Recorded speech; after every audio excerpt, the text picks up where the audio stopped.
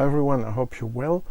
I haven't planned initially to do this video before a moment, waiting for maybe get some more Cadenheads because it's the topic of today.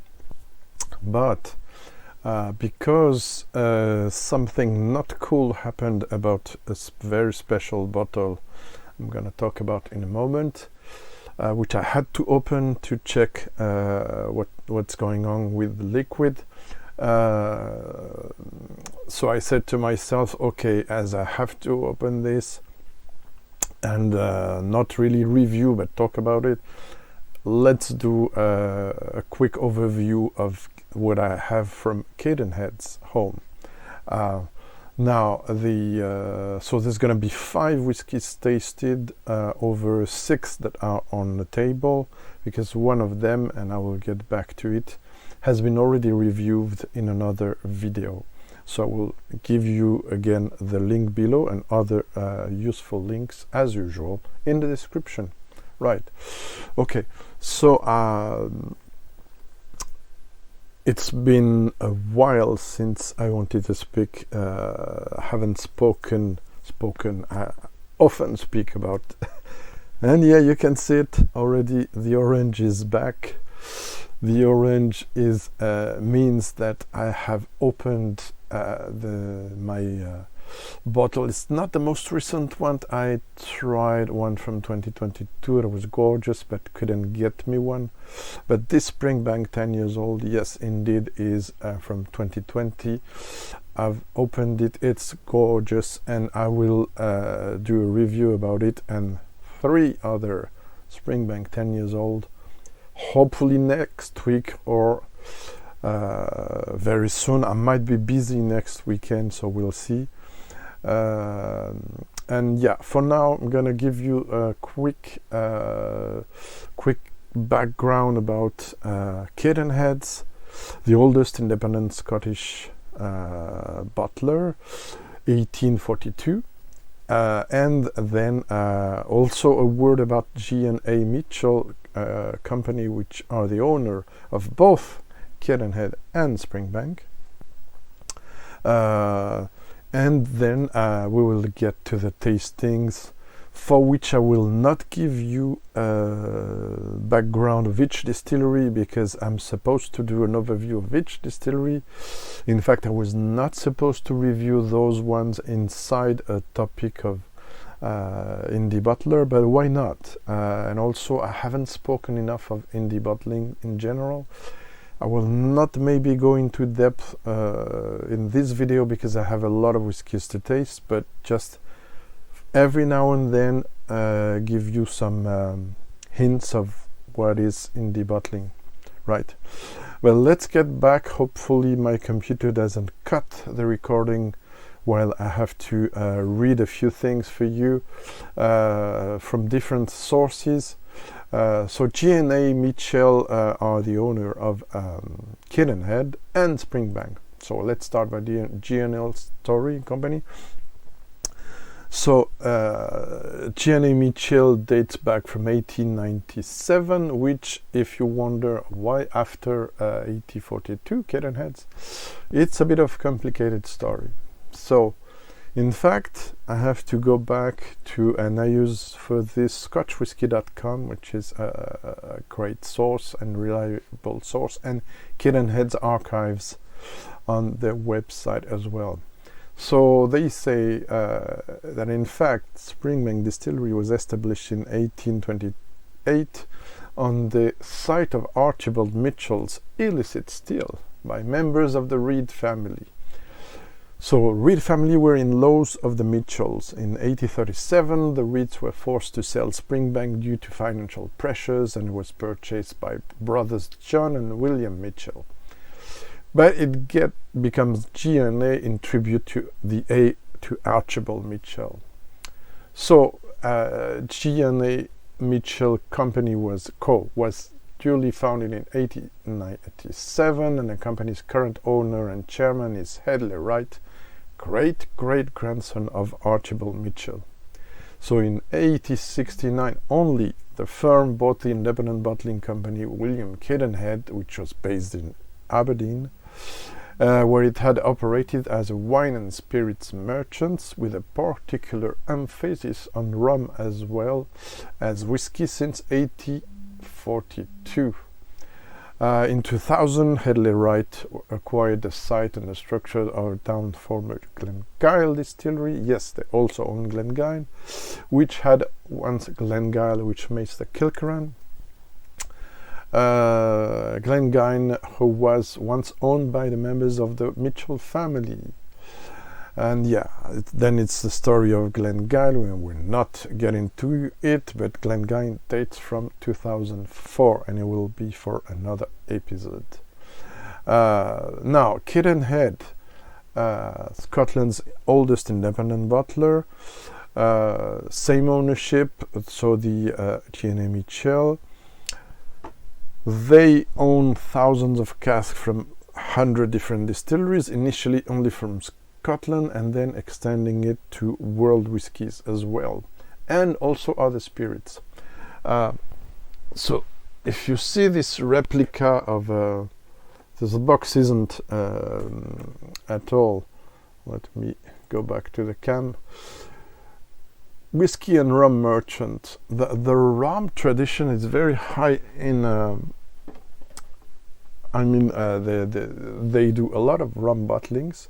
Let's go back to the and what's interesting is that often it's, I mean, look at this packaging. I had to come back to it. Very simple, it's a bit dusty. It's solid, but it's not the most solid you can find for sure. But, and yeah, you can see this one is the Clynelish one.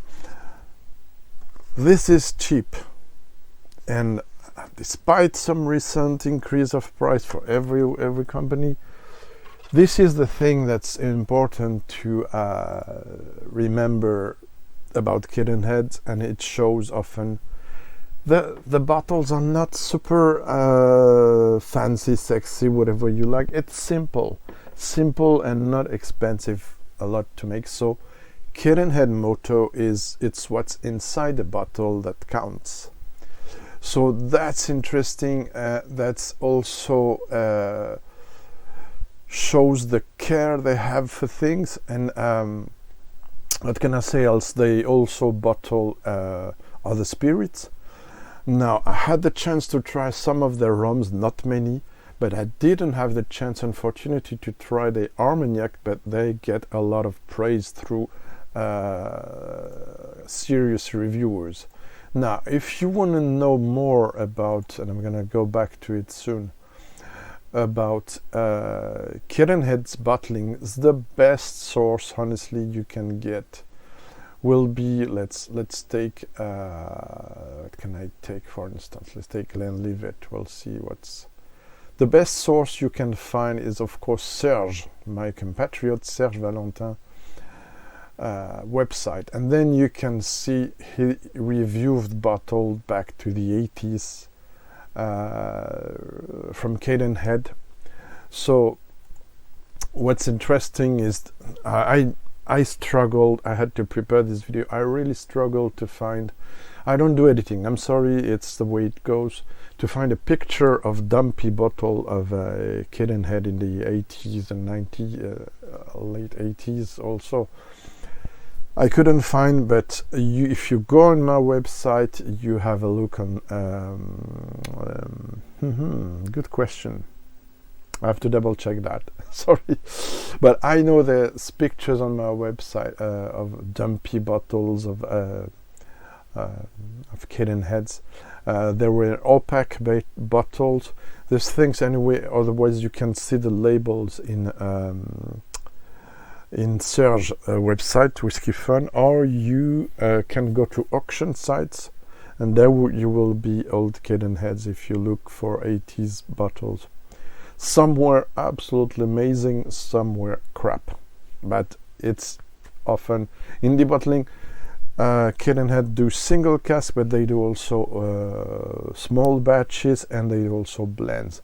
So they have the authentic collection, which this CRAGGANMORE belongs to beautiful CRAGGANMORE. I will not review now because you can find it, like I said, not much left. You can find a review of this in the video about Grand Old Par 12 years old blended whiskey.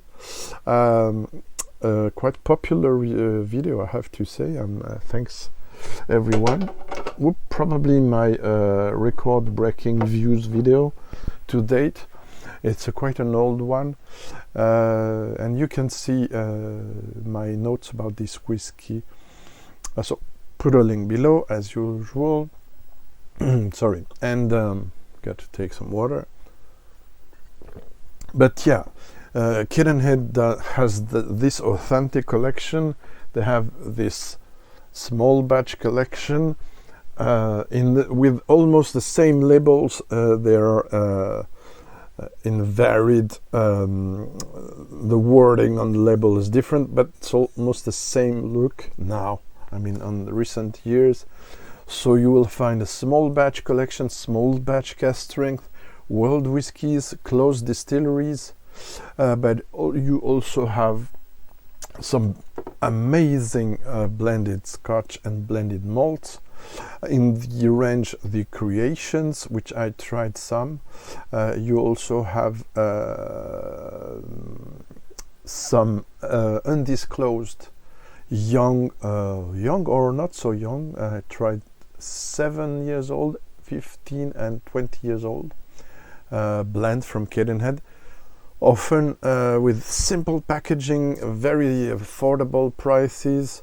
I think I spoke about one of them in a video, but I don't remember, I'm sorry, in which one, because I had only samples. For instance, I remember a Nyla 7 years old. That was it cask strength, I think, yeah. I was stunning in 2015. That makes me the segue to the first tasting, which will be this, which was obliged to open because guess what? It was at this level, while when I had it, it was a gift.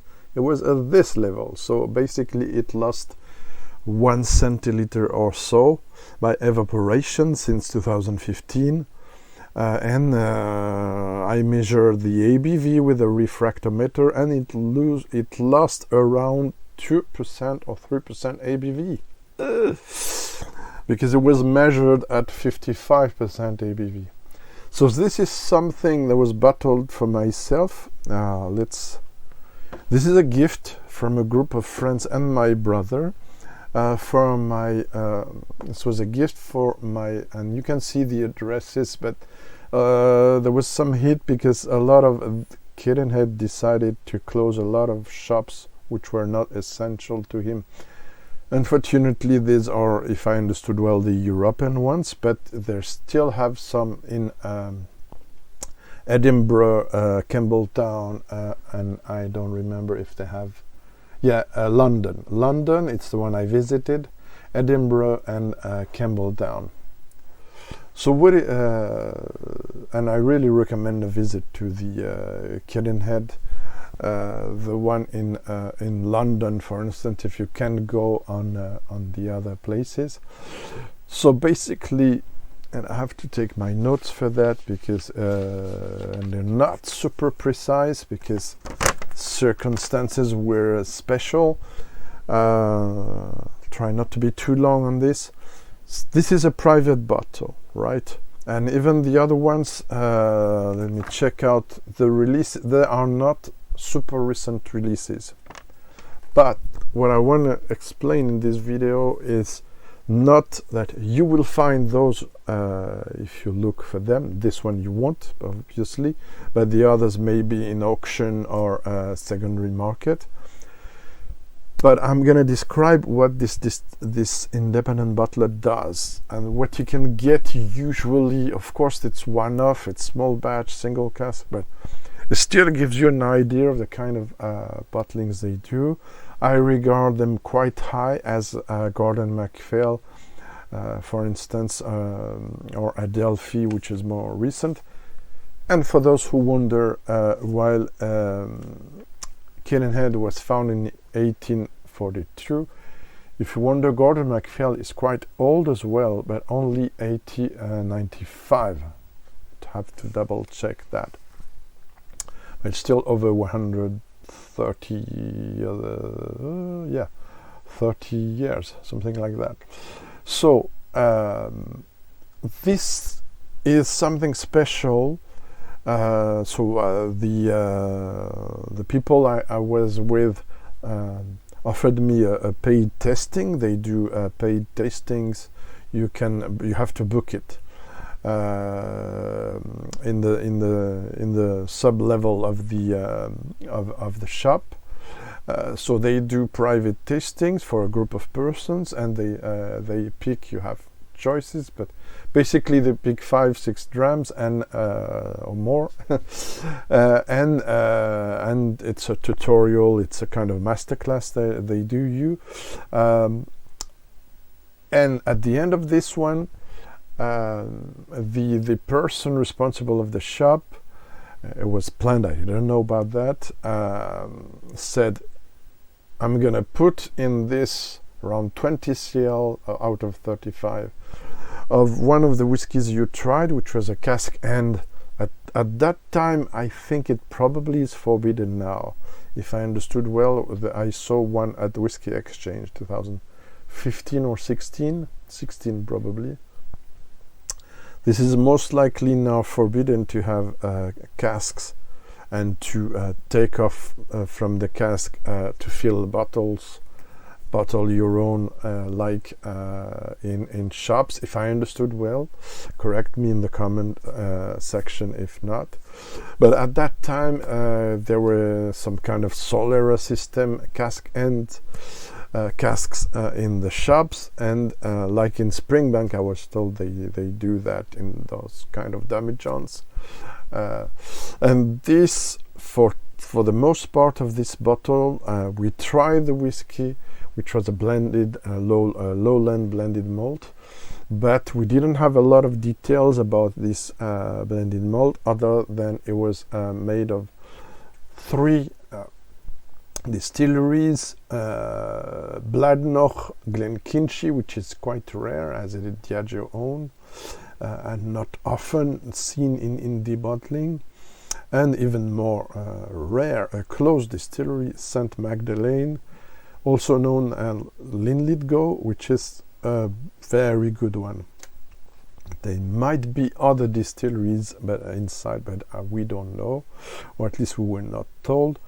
So this was a cask end, and I had the right to fill the rest of the bottle, 10 to 15 cl, with my 4-5 favorite whiskies of the tasting that night, which was probably, let me check, yeah, we spent some time there. 1, 2, 3, 4, 5, 6, 7, 8, 9 whiskies we tried that evening.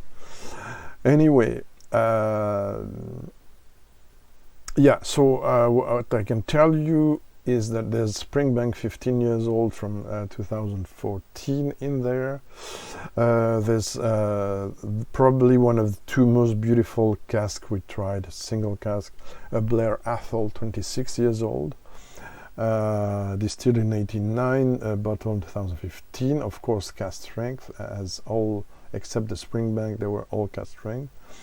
There is for sure Tobermory 20 years old, 1997, 2015 at 57.5 ABV.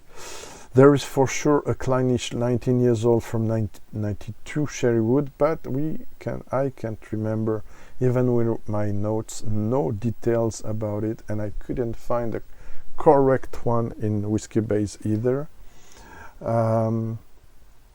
What can I say else? There are 2 whiskies, I'm not sure they're inside, but I have suspicion I chose at least for 1 cl.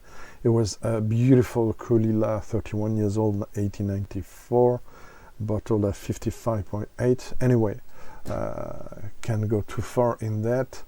And yeah, what's for my 15th anniversary in 2015.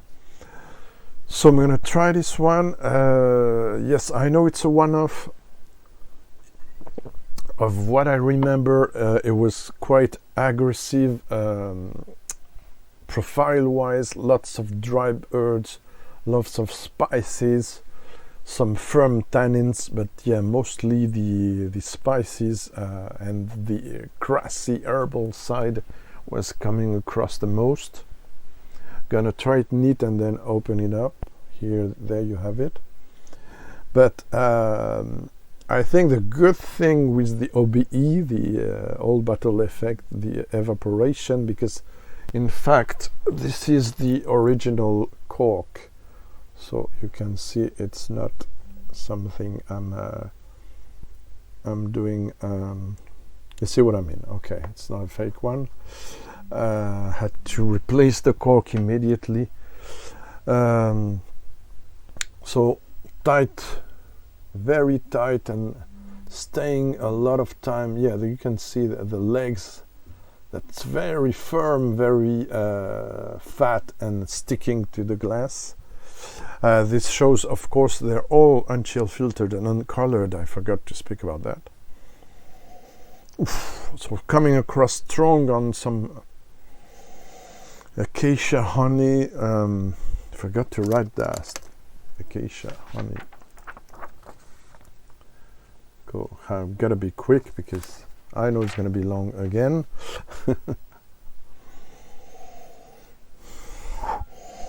Grassy elements, herbal, spicy, vanilla on the background, and citrus fruit, mainly pamplemousse, and there I forgot.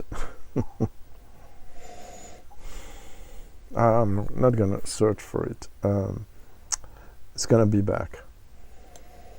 And there's something very interesting. It's the sherry side of it and waxy side of it. The Clynelish manages to shine across this lowland mess. And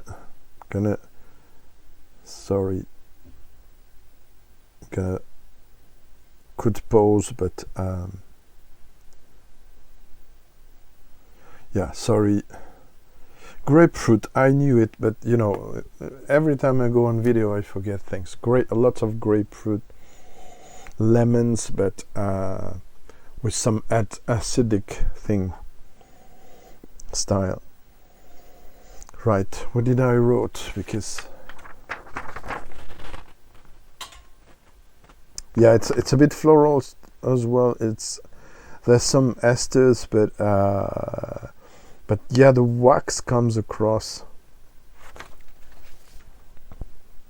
Let's go on the palate. So it has lost a bit of ABV.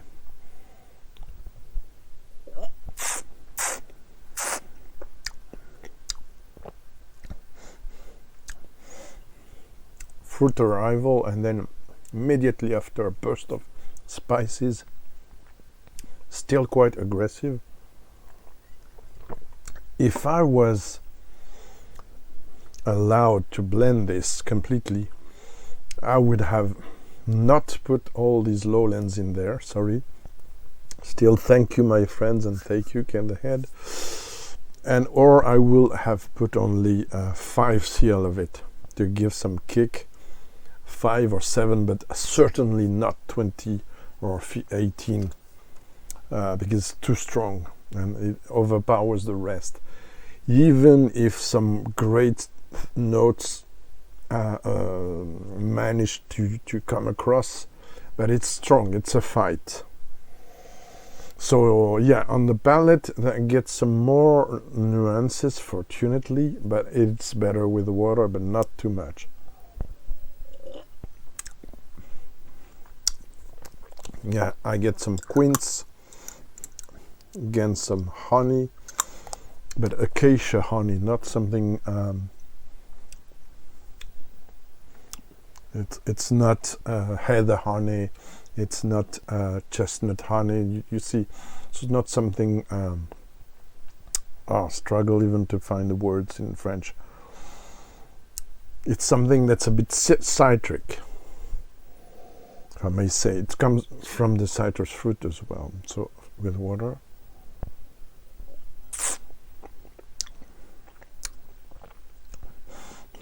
More civilized, more quince, candied, and fresh lemon.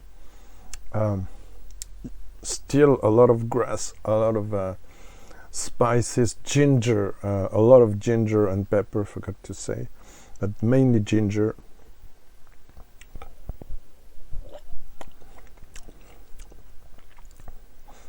A lot of oak, but it doesn't come across as tannic, but more sharp and dry. Forgot to say dry, very dry.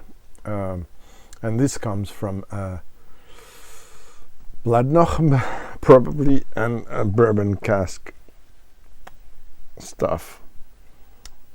Okay, let's move on to next whiskey now.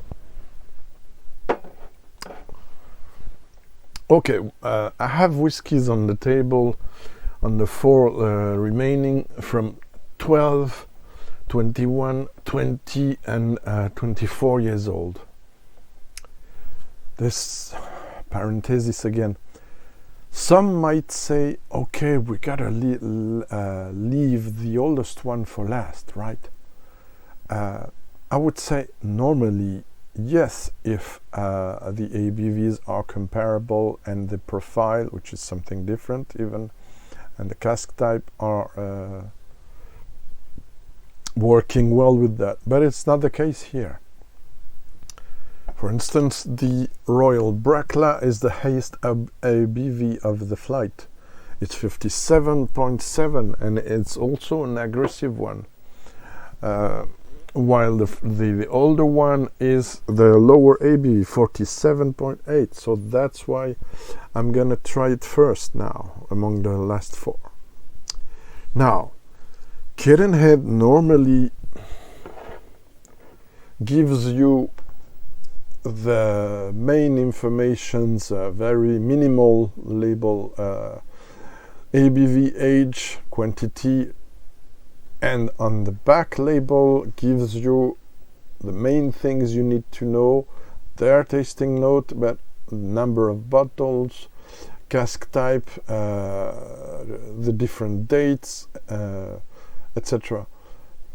Well, not too much into details, but normally it's there, but sometimes for some reason they're not there and you don't have a back label, but you have a leaflet. We'll see that, which explains things.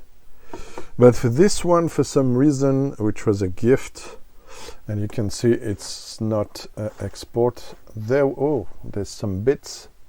Yeah, probably the cork is getting, I have to be careful. There's some bits floating, it's bits from the cork, unfortunately. So I had to put myself the details there. So it's 24 years old, distilled in 1990, bottle 2014. Bourbon Hogshead, who gave, I cannot even read it, this, 390 bottles.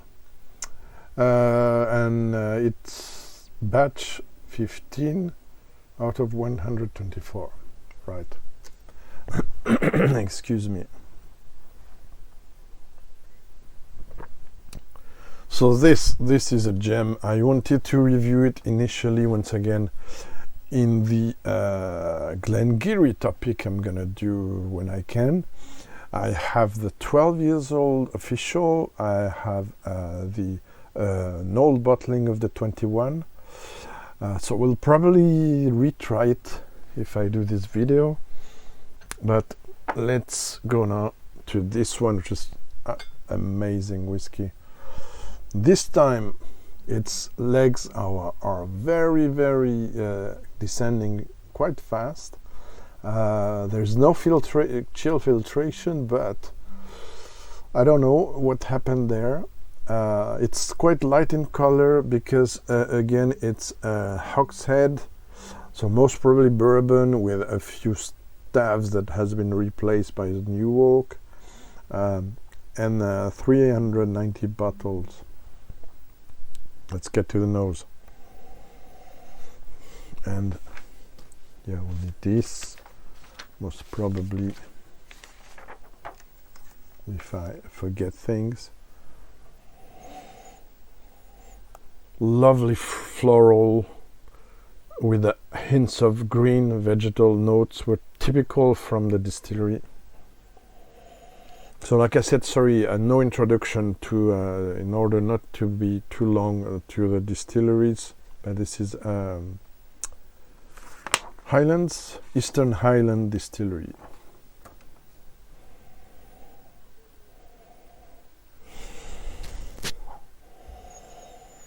So citrus fruit again, ginger again, but it's getting softer as the bottle level descends. Wild flowers, vanilla, some sugar glazed effect, some herbal notes. I don't get much today from the nose. That's why I'm referring to my sheet.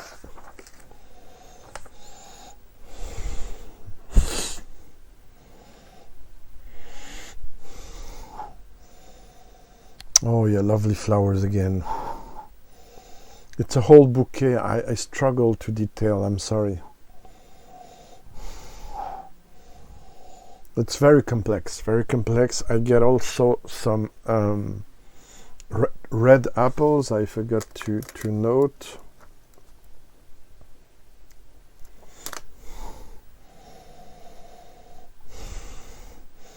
I get even some red fruit, it's crazy.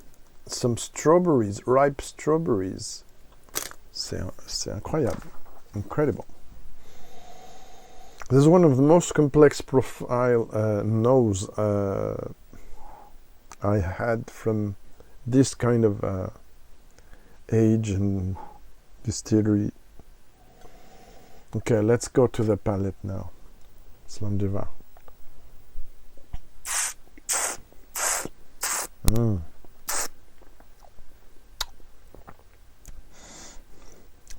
Wow. Even when swirling around, not swallowing even, I get those vanilla, sugar glazed,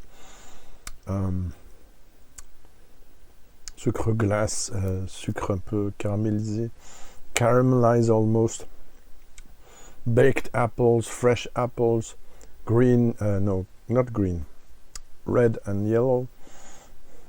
I get even the skin of the apples, you know, when you bite on one. Get hint of sweet spices, not really, yeah, ginger maybe.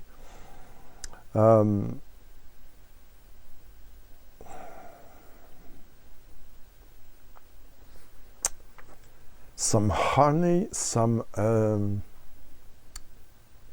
very subtle, very, and I noticed that even in the 12, very subtle, very particular oak, and the oak and the red apple notes reminiscent a bit for me of the Glen Garioch 13. I still have, I know, I'm sorry, I had a lot of reviews to make a Glen Garioch overview, but yeah, beautiful. I forgot to give you, no, I didn't rate obviously mine, my blend. It's not completely my blend because I'm just discovering it, but well, maybe I will note around 83, 82. Okay, let's go to the palette again, neat with a few drops, and then I give you a score.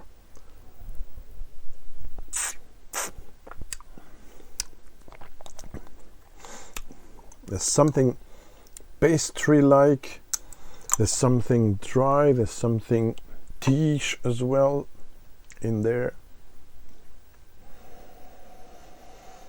This is complex and deep.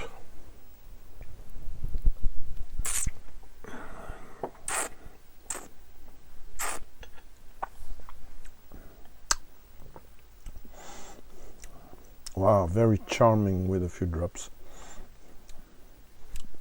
The flowers and fruits are melting together beautifully. The balance is incredible on this one. Yeah, the force is with this one. 91, no less than 91 for this beautiful Glen Garioch, which is weirdly the name, the Glen and Geary.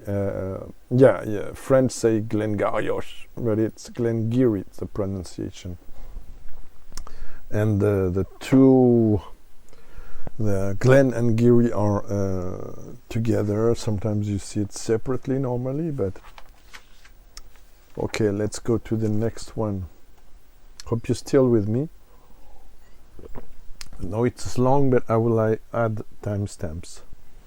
Now we're going to Speyside with Glenrothes, Glenlivet. Why those two names? Because in the past, before the Glenlivet distillery was, and you can see the story of the first officially licensed distillery by King Charles IV, if I haven't mistaken again. In my Glenlivet rundown videos, the first one, which had a lot of success, where I tried 5 different Glenlivets. So before there was this grant given first to Glenlivet in 1823, and all the other distilleries from Speyside, knowing the popularity of this one, were putting the suffix Glenlivet to it. Now, they don't have the right to do that now, but as independent bottling, it's a bit of reviving the old fame. That's why they still add the second. But you can see in some they do not add it.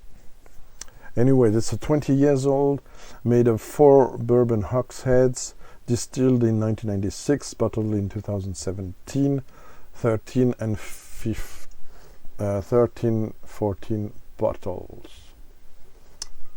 So it's a low ABV, but it's interesting, and Glenrothes comes across often officially in sherry cask mainly, but there are also official bourbon cask, and there are a lot of indie versions with bourbon. Sorry. So let's go to this. It's not sticking a lot, those legs again, but it's less quickly falling than the Glen Garioch. So it's quite light. Not gonna define each color because my screen doesn't give the correct, but it's a yellow that's not completely pale, but yeah, let's say gold, but light gold, while the other one was a bit darker.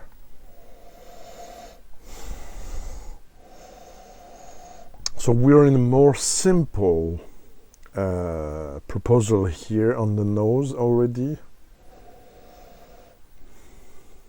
Well, this one I tried twice, but I added notes only once for some reason. Vanilla, sweet spices, flowers, but not as beautiful as in the Glen Garioch. So some dried and fresh flowers, but maybe some I don't know, I forgot the name again, but anyways, something casual, I mean, in the fields. Marguerite, but I don't remember now in English. Shall I watch again? I'm losing too much time, sorry.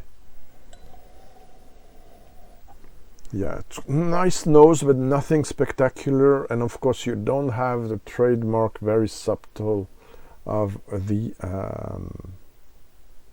the sherry, and refill sherry in particular, which has very special taste and feel in those official, for instance, Glenrothes. But I will do also, you know what I mean. There's one there that's very nice too, Glenrothes. Okay, let's go to the palate.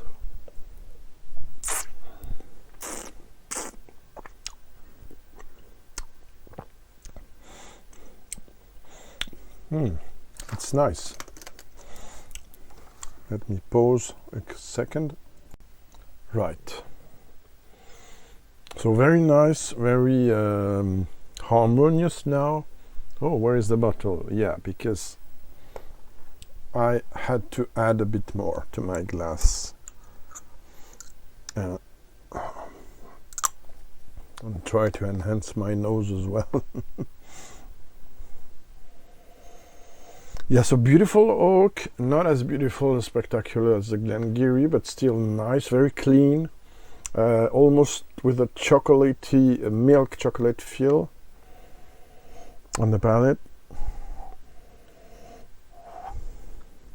There's something not cereally, but malty, but subdued. It's not Aberfeldy, it's not Tamdu, which has some kind of Ovaltine in French, Ovaltine in English, touch to it.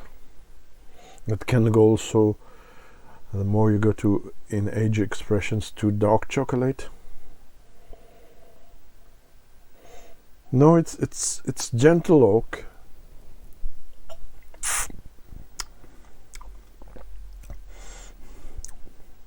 Yeah, it gets much better than when I opened it.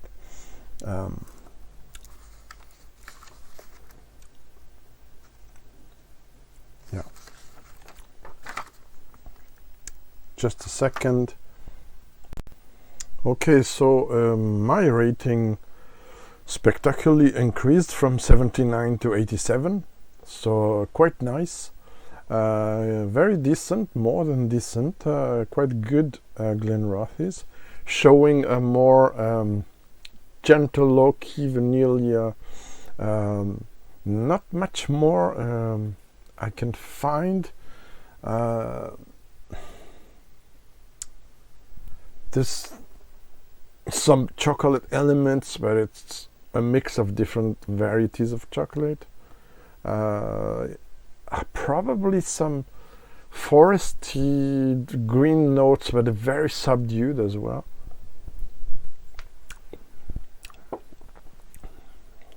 So nice one without being a masterpiece. Now let's get serious things again, if I may say. And you see, I had to slow down my consumption of this because I have another stunning one from Gordon MacPhail, 15 years old, cask strength, but I don't have and the 14 of course, but unfortunately I don't have much of something else. We samples a bottle of Clynelish that has been, unfortunately, the last one of it's another story, that had been corked, so it's a full corked bottle. What a shame. Which is a very nice one. And Clynelish prices are going up, especially in this kind of age. I was very lucky to get this one. I didn't speak about prices. Sorry. Glenrothes was a gift. This one was 119 euros in 2016 when I bought it, but now prices going up for this kind of thing. Still, they are pretty reasonable compared to other indie bottlers, I think. I had the chance, I didn't speak about it, I had the chance to try some amazing in this range and in the single and in authentic collection as well, some amazing Highland Park 25 years old, 28 years old, that were stunning, way better than a lot of official bottlings I had. This will be too long. I didn't speak about everything I tried now over 4,000 whiskies since 25 years. So it's very hard to summarize, even in a 1 hour almost video, everything I tried. What I can say is that you might have hints of it in my 15 exceptional videos to try before you die, and in some live shows when I speak about my past highlights. I will certainly go back to it, but yeah, lots of great things. Glenfiddich, 41 years old, Cadenhead, stunning. Convalmore, 29, if I'm not mistaken, years old. Close distillery, stunning as well. What can I say? Lots of great things they do bottle over the years. Okay, so this one is was Clynelish, so Northern Highlands now. Bourbon Hogshead, 792 bottles. Yeah, it's in there. So this time everything's in there. So, but if you cannot read it, I will read it for you. So it's distilled 1992, bottle 2014, 21 years old, 51.6 ABV alcohol. Bourbon Hogshead, 792 bottles. That's all you need to know. Let's go to it now. Epic Distillery. Again, I'm gonna speak about it in a Clynelish video again, most probably. Let's get sticky legs this time. This is, wow, this is sticking a lot. So a lot of viscosity. When I say sticking, I mean, sorry, viscosity, very high viscosity. So more natural thing, more fats, more congeners coming across. That's the interest of not being chill filtered. I know many people talk about that now. And non-colored, of course. So quite light for 21 years old. Now there's one thing that I don't like much. It says Bourbon Hogshead, but we don't know the level of toasting and charring of those casks from Cadenhead. They never tell about that. But typical Clynelish, indie Clynelish, so a bit raw. It was quite raw at the beginning, now it's getting better. There's the usual suspect notes from Clynelish, so what I call the wildcat, the mustardy note. Not much wax on the, because it's no sherry, so it doesn't make the wax come across more. Some of the best Clynelish I had was the refill sherry, where I think it shines the most. But still lovely nose, some vanilla flowers, some wild herbs, and that mustardy thing that's typical from Clynelish. Oh, let's get that back.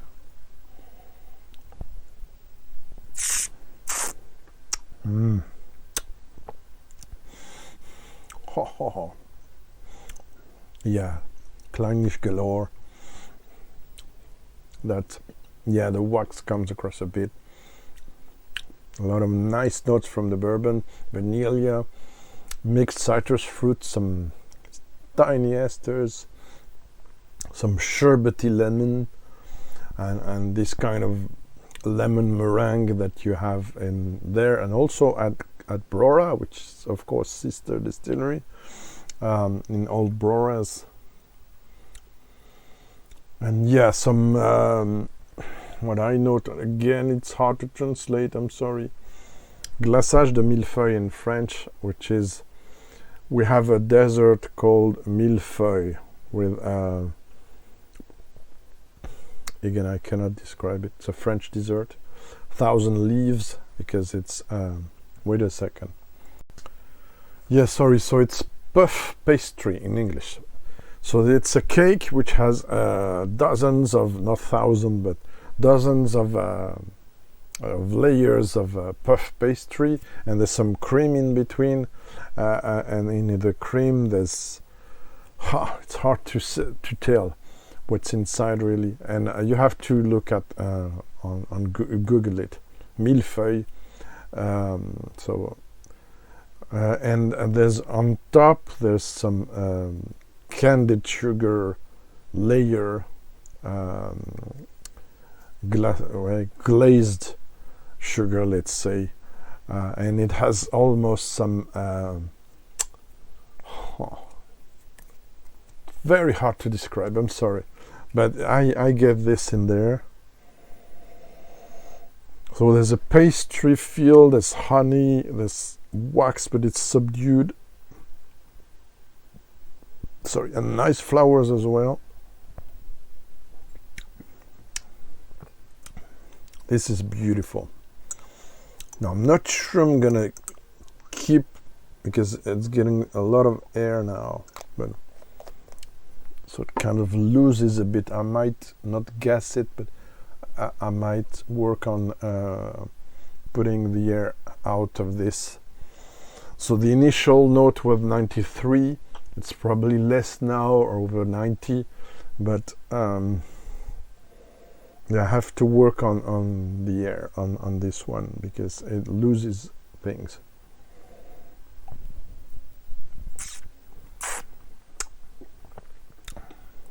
Anyway, so far the most beautiful of the flight, if you ask me, along with the Glen Garioch. There's no question about that.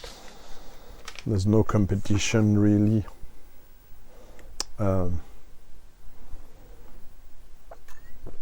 Did I give you the rating of the Glen Garioch? I'm not sure. 91, but might increase. Last one. Thanks for being there. Thanks for watching, even if it is long, etc. 4 Bourbon Hogshead, 7.7, distilled 2006, bottled 2019, 12 years old only, bit more than 1,000 bottles. This I bought it without for in 2020 for 82 euros in a local shop. I bought it purely on guess, because I love Royal Brackla, and I don't have any official release. I have one left. Oh, my memory, my God, it's a shame. Not sure I have any left. Okay, you will know it later on. Have to double check. I thought I have one left, but anyway. So this is very light. This is bourbon. This is most probably refill bourbon. This was quite aggressive, almost undrinkable neat at the beginning. Fortunately, it starts to evolve and to get better. So this one I will not gas it or pump the air out of it until I see this going bad. So it's very difficult to. Of course, my place is not the best to store whiskey. That's no joke. It's terrible. But the whiskeys also are different, and they behave differently. So it's not a question of storage and condition. It's also the whiskey itself, how it works. Then we have high ABV, so very tiny, but sticking a lot of time on the glass. So viscosity. Almost 5 out of 5 here of what I see. If I had to give a rate, it's very pale. Again, I suspect second or third fill for most of the cask. Doesn't mean it's bad. You will have less esters, less coconut, less vanilla, less exuberant, potentially exotic fruit, and also less ginger, which is not bad for me. So light floral, herbal, citrus fruit. We'll see how this goes on the palate.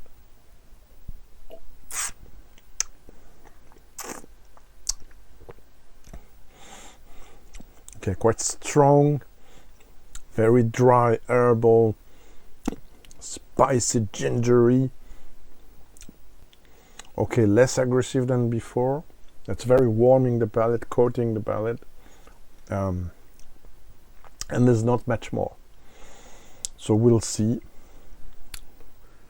I'm getting short on this one because there's not much more to say. It's not full-on Royal Brackla. I like Royal Brackla to be partly first fill bourbon, partly refill sherry. I like it to be subtle. I don't want it to be full sherry or full bourbon. It's quite complicated, but blender speaking, some distilleries require a very subtle mix of cask to shine. Others require stronger active cask. It depends. Maybe I will add more drops, but it's tricky with bourbon. sometimes when you add more water, you excite the spices and the dryness. So, but I'm gonna change the rating, which went from 85 to 88.5, and I'm gonna lower it now. We'll see.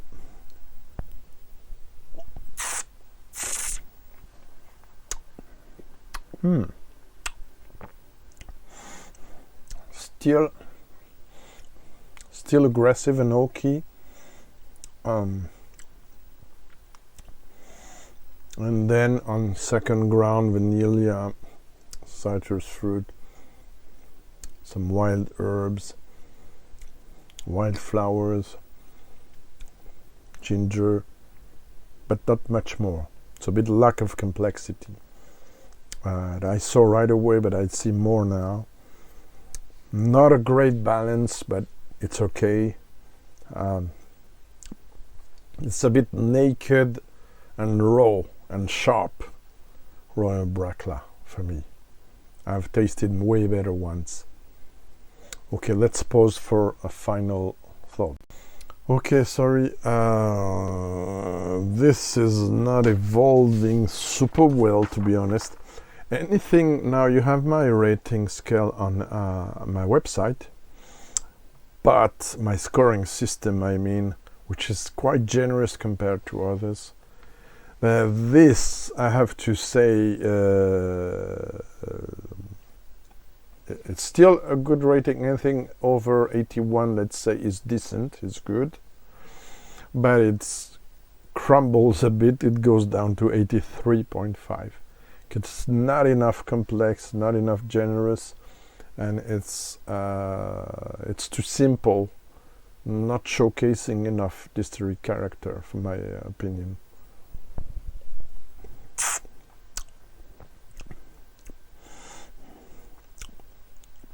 Yeah, some nice tea-ish notes.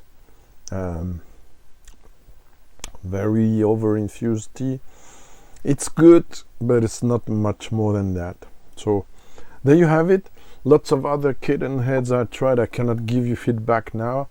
Go to see my website, and see you soon. Next week we're still, mind you, in J A Mitchell territory, where we're going to Springbank, and this will be no joke. Bye.